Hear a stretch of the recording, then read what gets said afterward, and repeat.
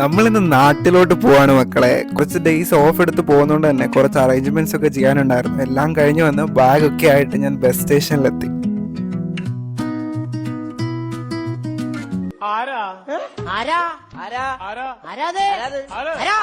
Friends ആന്ന് പറഞ്ഞിട്ട് ഒരു കാര്യമില്ല, വഴിമുടക്കുകളാന്നേ.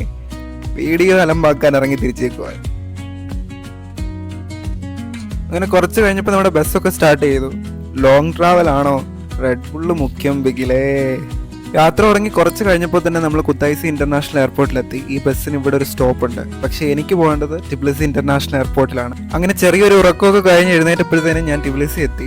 2:30 എനിക്ക് ഫ്ലൈറ്റ്. ക്യാബൊക്കെ ബുക്ക് ചെയ്ത് ഞാൻ ടെർമിനലിലോട്ട് പതിയെ തെറിച്ചു.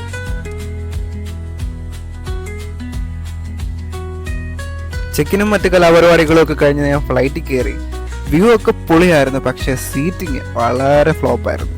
ഇനി എൻ്റെ കാലിൻ്റെ നീളം കൊണ്ട് എനിക്ക് മാത്രമുള്ള കുഴപ്പമാണോ എന്ന് അറിയാൻ വേണ്ടി നോക്കിയപ്പോൾ എല്ലാ എണ്ണവും കാലും വെളിയിട്ടിരിക്കുന്നു. പിന്നെ ഫുഡ് കൊള്ളായിരുന്നു, അതുകൊണ്ട് ഞാൻ എന്നെ തന്നെ അങ്ങ് ആശ്വസിപ്പിച്ചു.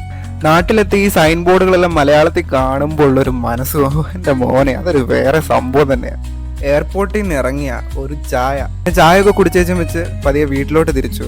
നാളെ ഓശാന ഞായറാഴ്ച ആയതുകൊണ്ട് തന്നെ വീട്ടിൽ നിന്ന് ആരും വരണ്ടെന്ന് പറഞ്ഞിരുന്നു. കാരണം ഞങ്ങൾക്ക് വെളുപ്പിന് തന്നെ പള്ളിയിൽ പോകേണ്ടതാണേ. ഇത് റോഡാണോ അതോ എയർപോർട്ട് ഹൈവേ ആണോ? കർത്താവിന് സ്തുതി. അങ്ങനെ ഏർലി മോർണിംഗ് 6 മണിയൊക്കെ ആയപ്പോഴത്തേനും നമ്മൾ വീട്ടിലെത്തി ഗൈസ്.